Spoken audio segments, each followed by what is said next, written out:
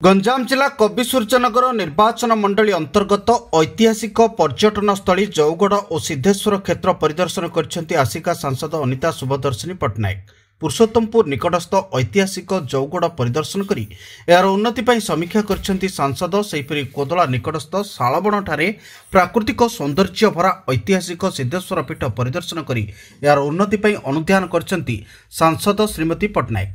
निज संसदीय क्षेत्र में थिबा एही दुई पुरातन ऐतिहासिक स्थान को आगामी दिन में किभली अधिक उन्नतीकरण कराजिबो एवं मुक्त स्थान को आसिबा पई पर्यटक माने किभली आकृष्ट हेबे से नै पर्यटन विभाग तथा उपमुख्यमंत्री प्रभाती परिडा दृष्टि आकर्षण करेंगे बोली कहिसेंती सांसद।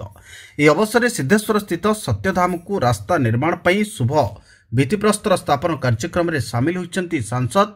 सांसद को गस्त समय बेगुनियापड़ा ब्लॉक सांसद प्रतिनिधि आलोक शतपथी, सांसद संसदीय क्षेत्र प्रतिनिधि यज्ञनारायण दास, वरिष्ठ नेता अनिल कुमार पंडा, शंभुनाथ प्रधान समेत मंदिर परिचालना कमिटी स्थानीय जनसाधारण उपस्थित रही।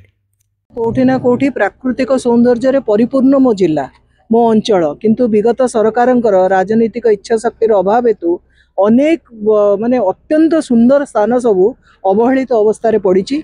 जौगड़ मुझे आपन कहले मु जौगड़ मध्य जाइथिली, बहुत अवहेलित अवस्था पड़ी। बहुत किछि करिवार अछि किंतु वर्तमान आम राज्यर उपमुख्यमंत्री जी कि पर्यटन मंत्री मध्य सी आमको किछि आर्थिक सहयोग करिसेंती।